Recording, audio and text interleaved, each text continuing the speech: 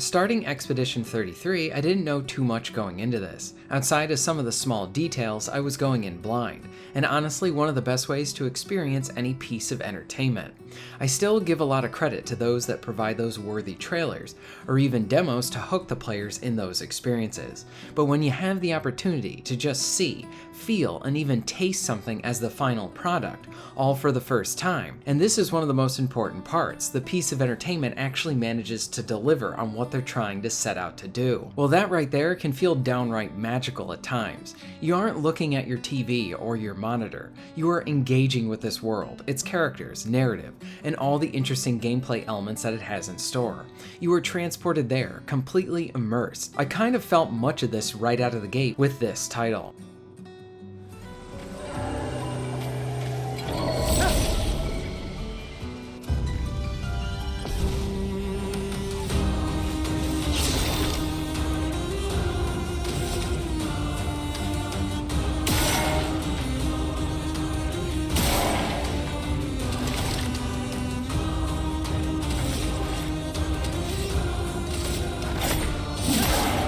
Let the ink flow.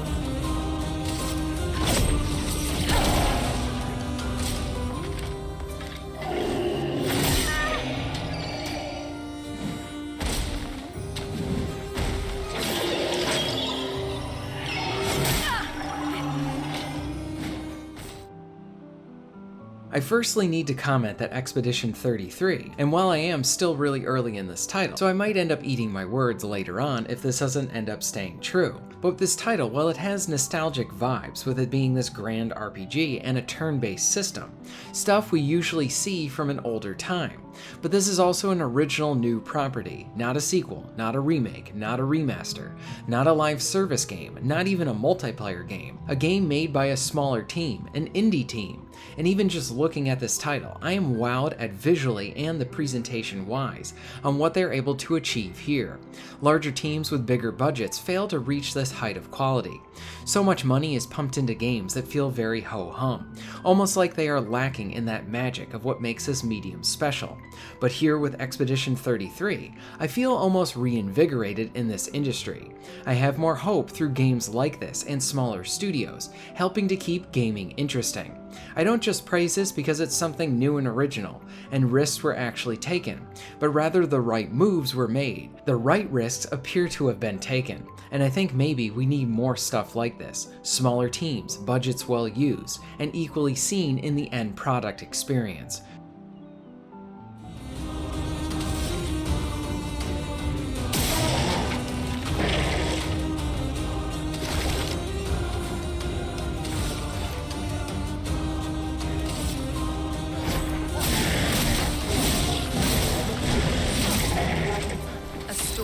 Coming.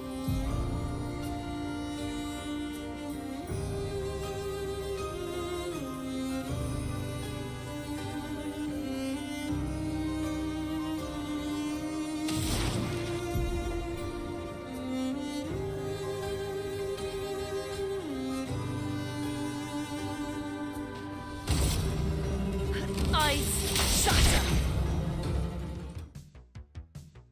Now, after getting into this game a bit more, what is this title like? Well, for one, we are looking at a turn-based combat system for the action.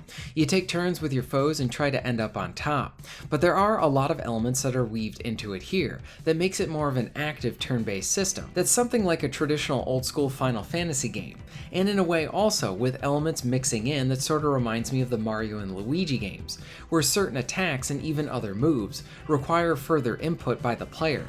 So if you're using some of the skills, you'll need to do what is essentially a quick time event to do more damage. Defense operates about the same way too, where you can either dodge or parry an attack. Successful dodges allow you to mitigate the damage. While also doing a lot of successful parries, you can then perform a counter attack. The parries are more risky in that way, but they also net you with bigger immediate reward of doing that extra attack. There is even aim attacks, like being able to use a gun or spell, and directly pick where you want to hit the enemy. oftentimes finding those weak points too. I have to say, at the start with this combat, it's flashy, cool, familiar, and all unique at the same time. That all being said, I'm not that good at the defense right now. There is a heavy skill element to this too, and this is where I'm probably going to need to take advantage of grinding to really better in this area, or enhance my stats so that I can afford myself those misses that I'll probably end up happening to me. So far, I really like the combat. It's something that I want to get better at.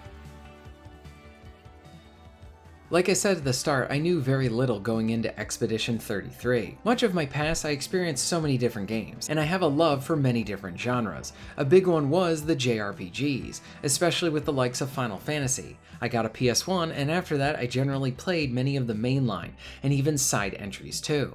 That series is still around today, and I very much am still attached to it, and enjoy it as well. But it's also equally as inviting when you see a new set of developers sort of take a crack at trying to have their own spin on that genre too. Expedition 33 looked exactly like that kind of game, something that I wanted to play. I saw glimpses, and I knew it was turn-based, kind of. Some famous voice actors were in the cast as well, and that was about it. Then after that, it was getting glowing reviews. I saw some of the scores, and that really didn't sway me either. It was nice that it was scoring well critically, but I don't really care for the opinions of the game's media. What piece of information that I was able to grab from this about this title was that it was made by a team of about 30 people. Again, we have games being made by hundreds of developers, and they end up being these very boring and uninteresting experiences. Though not all of them, but we need more stuff like say with Expedition 33 being made by smaller teams, and really being able to foster this creativity and delivery. The industry needs more stuff like this. Right here, it feels like we got a shot of life back into it. This sort of stuff gets me excited about gaming again. I have only dove into this title for a little bit, a bit further than my prior video, and even still, I'm finding these reasons to just stop and then talk about this title. I am only looking for an excuse right now. Expedition 33 has really wowed me in that respect. I hope that the entire game sort of lives up to the excellent introduction that was on display here. It grabs you, hooks you in, and then at the same time, leaves stuff up to the player to really wonder about. It's like this nice mixture of drama that you understand in the immediate, and then more to ask and then figure out as the game goes along. I have no idea where this is going to lead, but from the story on display, quality writing, cinematic nature to it, great presentation, really fun active turn-based combat, well, this game provides plenty of compelling reasons to both pick up and then continue on with this game. I really do think that I'm in for something special when it comes to this title, and judging by the reception and even the relatively good early sales that we're seeing, I think this might be one of those universal titles that maybe we all can get behind. That is, of course, for me personally, if this quality can keep up for the entire run of the game. But right now, I'm locked in, and I'm going to try and enjoy this ride. What are your thoughts on all of this? Were you looking forward to Expedition 33? Have you given it a try? Let me know all of this in the comments down below. If you're interested in supporting the channel, please check out my Patreon page. For just $1 a month, you can help to keep this channel going strong, and this allows me to be able to do more for my awesome audience. Please check out the links in the description and pinned comment for ways to support the channel. And most of all, thank you very much for watching.